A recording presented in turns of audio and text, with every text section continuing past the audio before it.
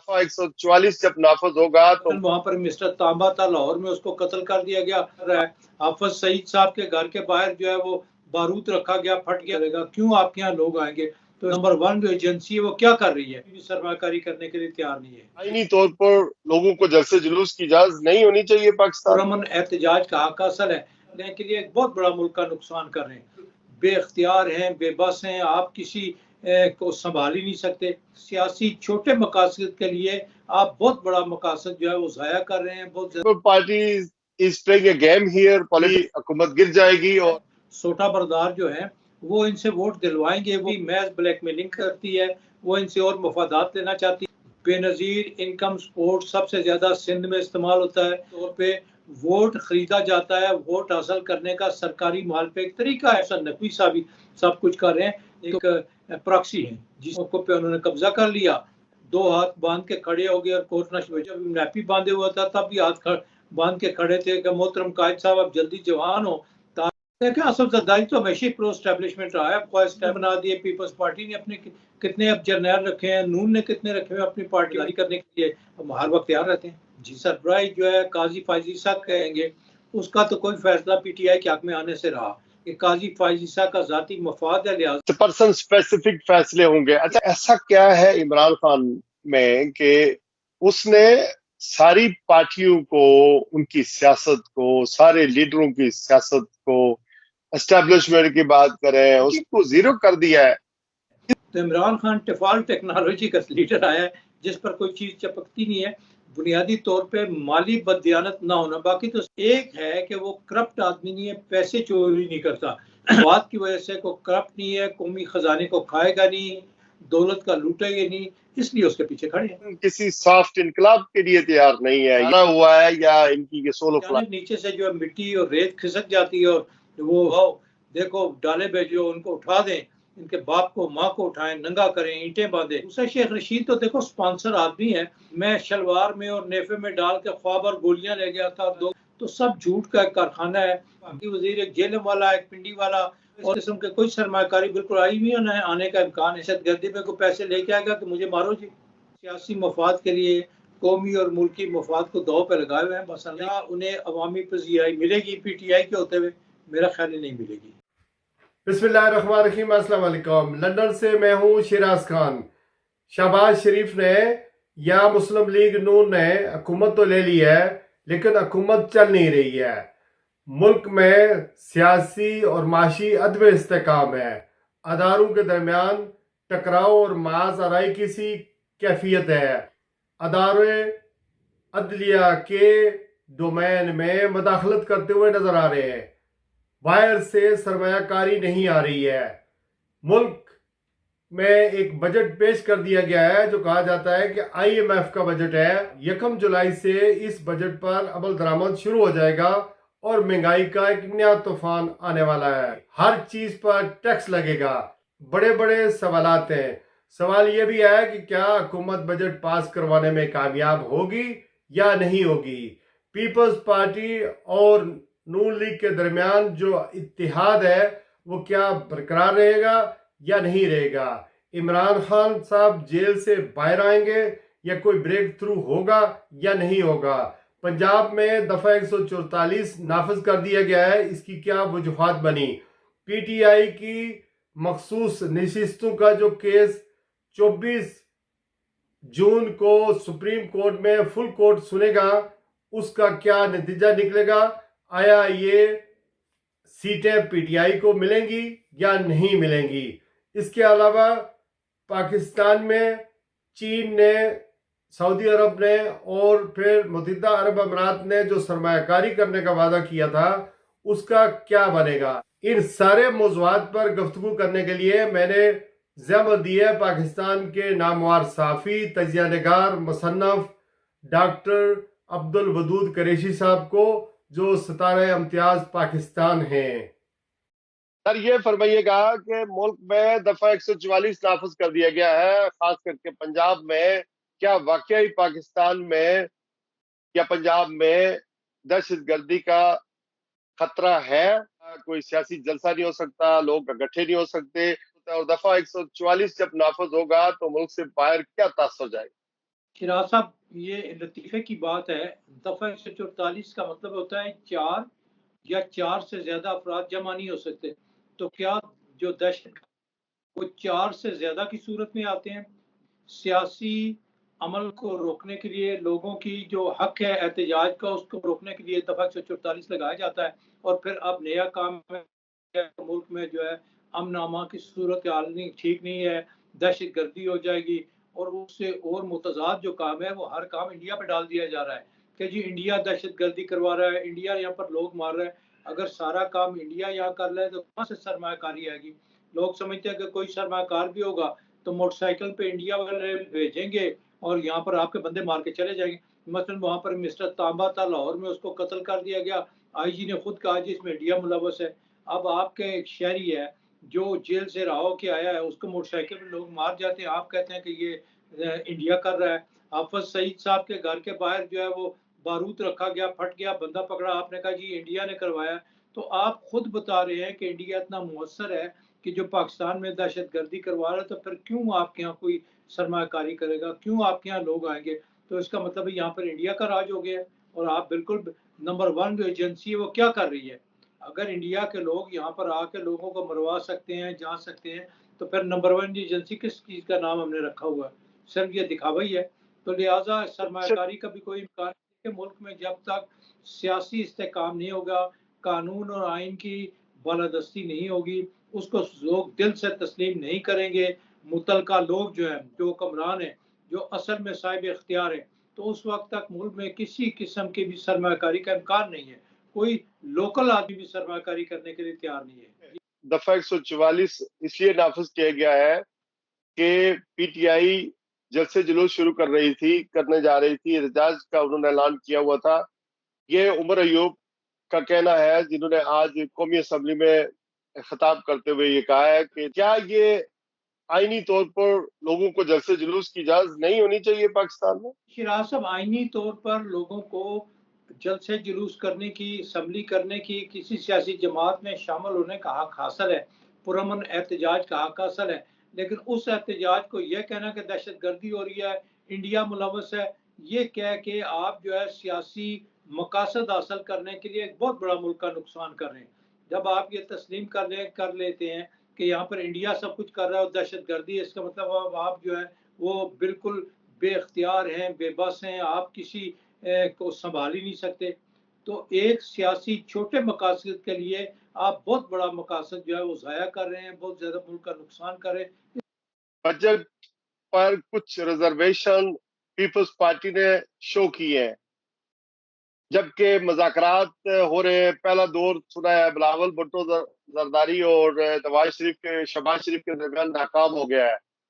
ہم سمجھتے ہیں کہ people party is playing a game here, politics game کھیل رہی ہے بیسیکلی، اور بجٹ پر ظاہر ہے ووٹ دے گی، کیونکہ ان دونوں کا مفاد اسی میں ہے کہ ایک دوسرے سے جڑے رہے. نہ اگر حکومت بجٹ پاس نہیں کر پائے گی تو اوبیسلی حکومت گر جائے گی. اور جنہوں نے ان کو اکٹھا کیا ہے، سوٹا بردار جو ہیں، وہ ان سے ووٹ دلوائیں گے، وہ بجٹ پاس کروا سکیں. یہ ایسے بھول کی بات ہے کہ بجٹ پاس نہیں ہوگا. پیپلز پارٹی محض بلیک میلنگ کرتی ہے، وہ ان سے اور مفادات لینا چاہتی ہے، اور وزارتیں لے گی اور سہولتیں لے گی. وہ کہیں گے کہ مرکزی بجٹ میں سندھ کو اتنے 40-50 ارب روپے اور دے دو.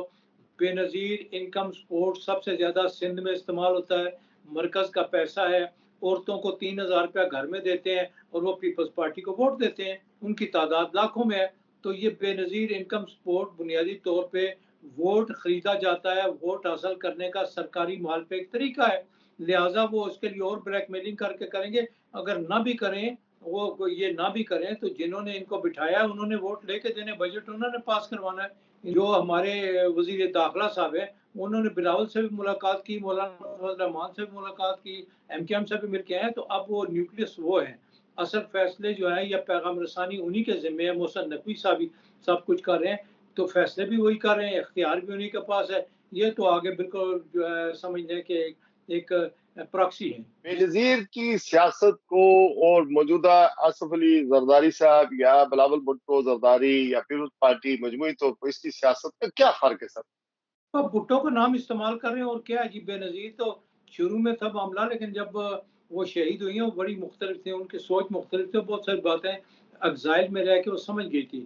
پھر ان کو شہید کر دیا گیا. اس کے بعد آصف زرداری جن کے والد محترم کو ذوالفقار علی بھٹو نے نظر بند رکھا ہے DPR کے تحت، پبلک سیفٹی ایکٹ کے تحت، بیٹی کی شادی کر کے اس بعد پیپلز پارٹی میں پہ انہوں نے قبضہ کر لیا. اور پھر جتنے بھی مصاحب ہیں وہ دو ہاتھ باندھ کے کھڑے ہو گئے اور کوٹ نش وجال آ کے پیپلز پارٹی میں شامل ہو گئے.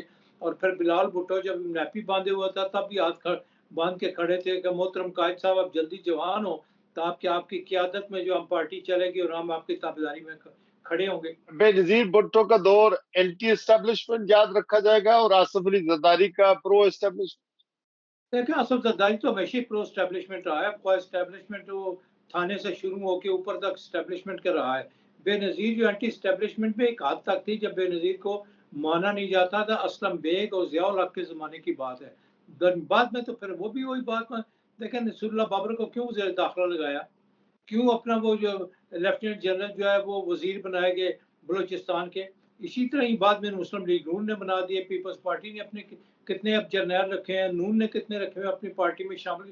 یہ اسٹیبلشمنٹ کے لیے رابطے کے لیے خود بندے تلاش کرتے ہیں، ان کو لاتے ہیں، ان کو عہدے دیتے ہیں، اختیار دیتے ہیں تاکہ اسٹیبلشمنٹ سے رابطہ رہے اور تابعداری کرنے کے لیے ہم ہر وقت تیار رہتے ہیں. جی یہ جو 24 جون کو فل کورٹ سپریم کورٹ کا سنے گا، یہ سنی اتحاد یا PTI کی جو ریٹ ہے یا درخواست ہے کہ یہ جو سیٹیں ہیں اسپیشل، اس کا فیصلہ آپ کو کیسے لگتا ہے؟ PTI کے حلقے کہتے ہیں وہ بڑے پر امید ہے کہ انہیں سیٹیں مل جائیں گی، جبکہ دوسری طرف دیکھیں تو مشکل لگتا ہے. تو کورٹ کا فیصلہ کیا ہوگا؟ اور پھر عدالتوں کے اوپر جو پریشر ہے اداروں کا، وہ بھی کوئی ڈکی چکی بات نہیں ہے. تو آپ اس کو کس طرح دیکھتے ہیں؟ شیراز صاحب، سپریم کورٹ یا کسی بھی بینچ کا فیصلہ جس کی سربراہی جو ہے قاضی فائزی صاحب کہیں گے، اس کا تو کوئی فیصلہ PTI کے حق میں آنے سے رہا وہ درست آئین اور قانون کے مطابق بھی ہو تو قاضی فائزی صاحب ایسا اس میں سے ضابطے نکال لیتے ہیں اور ہم خیال لوگوں کو بنا لیتے ہیں. تو یہ کبھی ممکن ہی نہیں ہے کہ قاضی فائزی صاحب کی خواہش اگر ہو کہ سیٹیں مسلم PTI کو نہیں دینی تو نہیں دیں گے.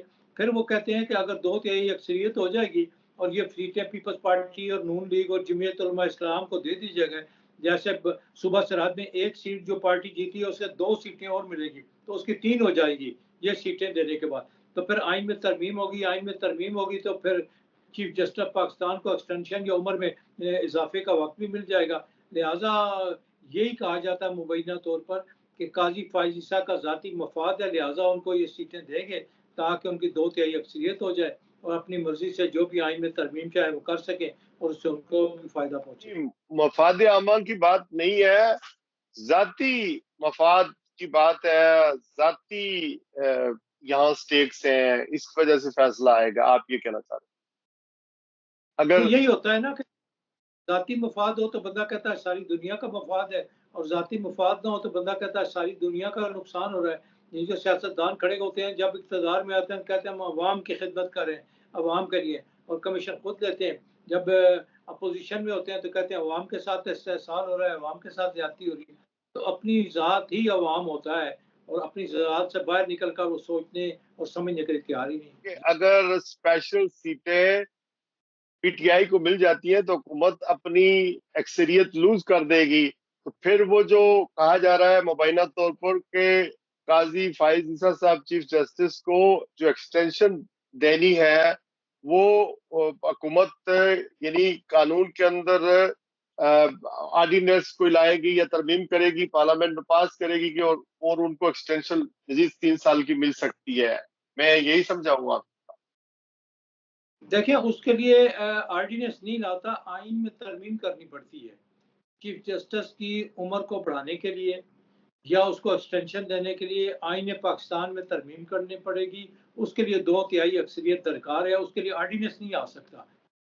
لہٰذا وہ اگر سیٹیں مل جاتی ہیں PTI کو اور سنی اتحاد کو نہیں ملتی ہے تو پھر حکومت کو اکثریت ہوگی، 2/3 اکثریت سے وہ آئین میں ترمیم کر سکتے ہیں.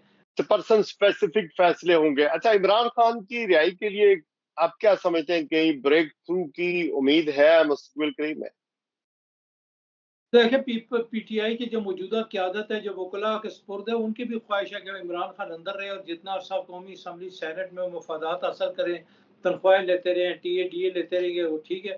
یہ ذوالفقار علی بھٹو کا ہی معاملہ ہے۔ جب ذوالفقار علی بھٹو کی سی تھی نا، تو وہ بھی یہی چاہتے تھے کہ ذوالفقار علی بھٹو اندر رہے، اور بھٹو نے تو اپنے انٹرویو خود کہا تھا کہ نصرت بھٹو چاہتی ہے میں اندر میں رہوں، اور یا میں مارا جاؤں تو میں پرائم منسٹر بن جاؤں۔ اس کے بعد پرائم منسٹر ان کی بیٹی بن گئی۔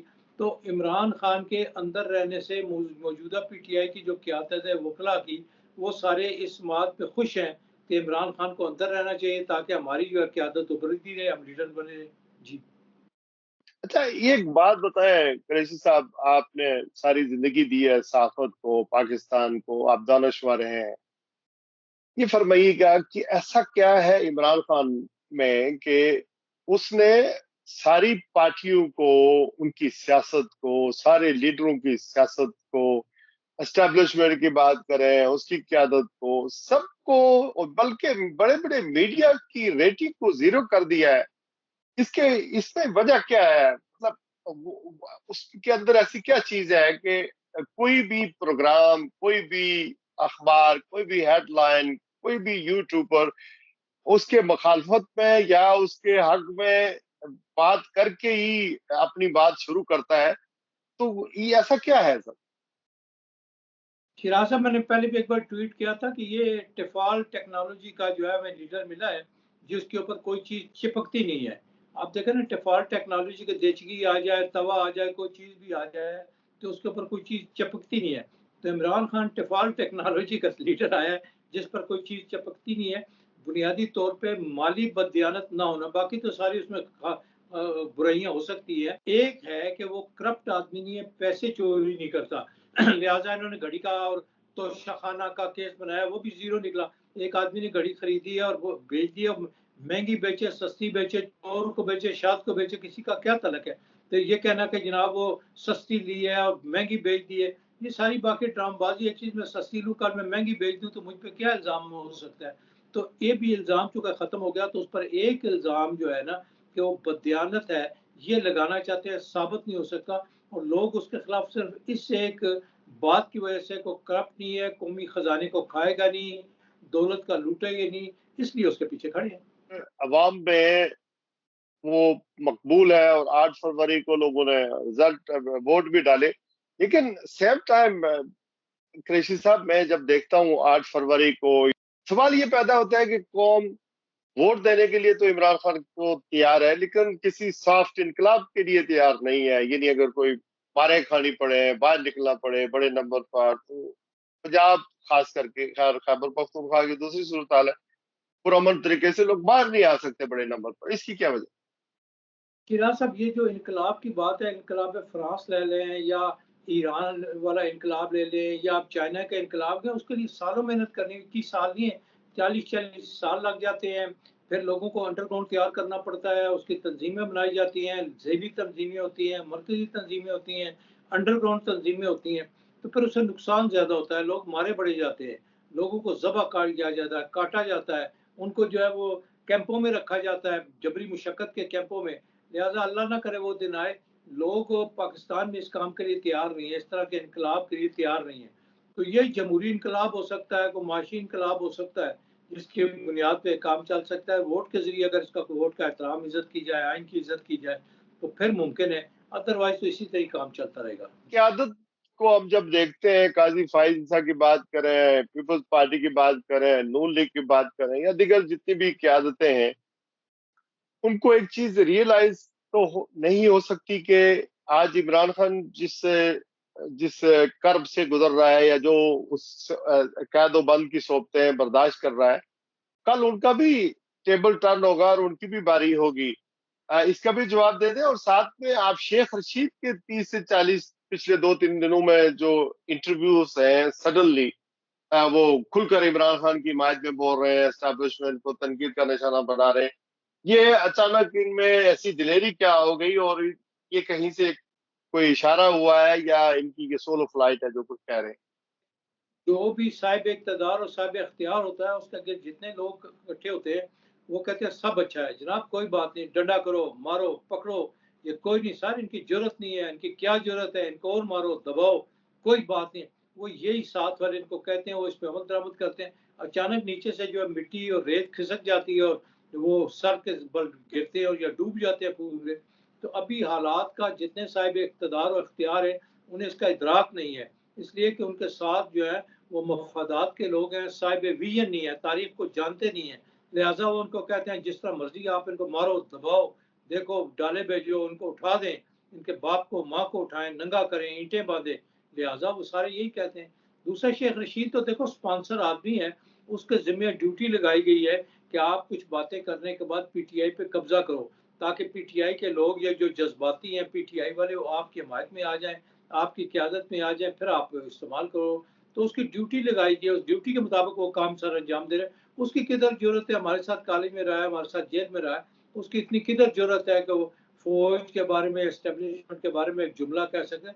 سب ملی بھگت کا جملہ ہے, لیکن ایک بات ہے کہ جو ہو رہا ہے اس سے فوج کی بدنامی ہو رہی ہے.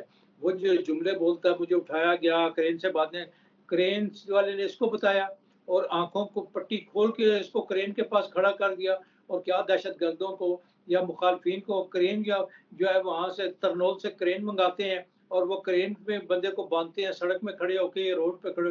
کیا بے وقوفوں کی بات کرتا ہے.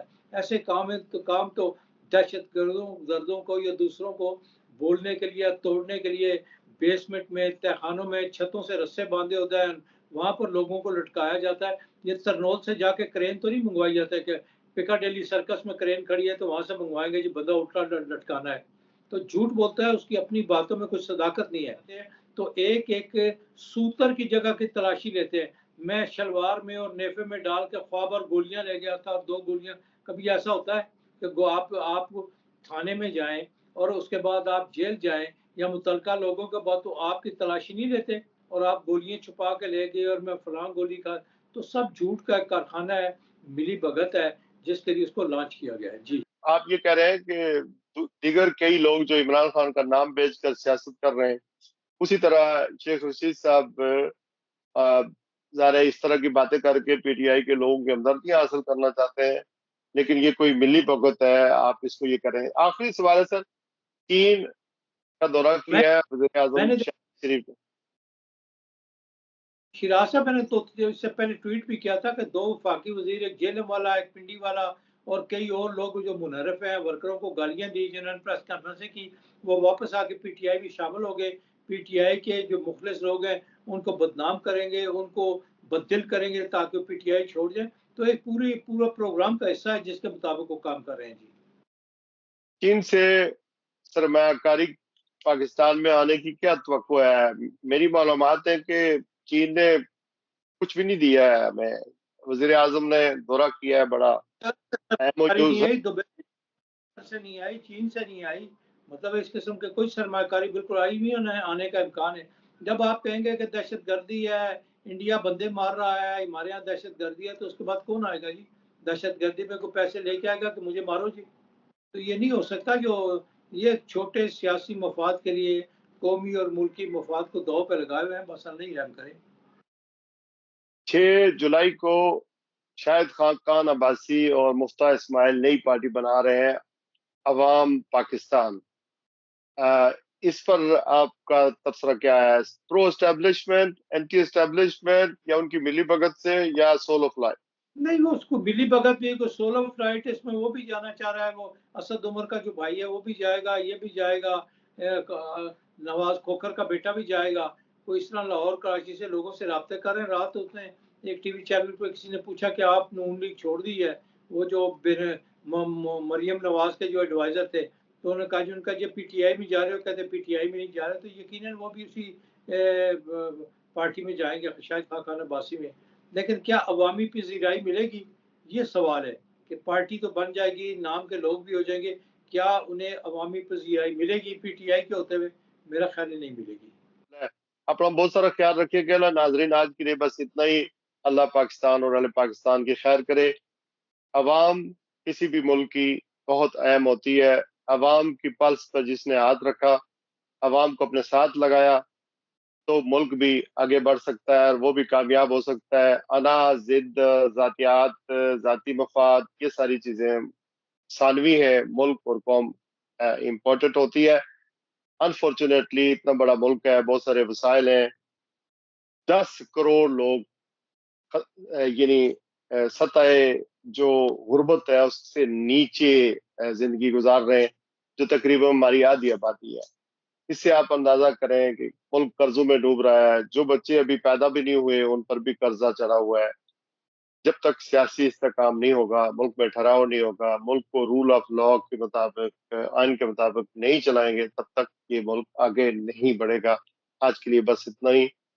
मदूद कुरैशी साहब, आपका देखने सुनने वालों का बहुत बहुत शुक्रिया। अस्सलाम वालेकुम व रहमतुल्लाहि व बरकातहू।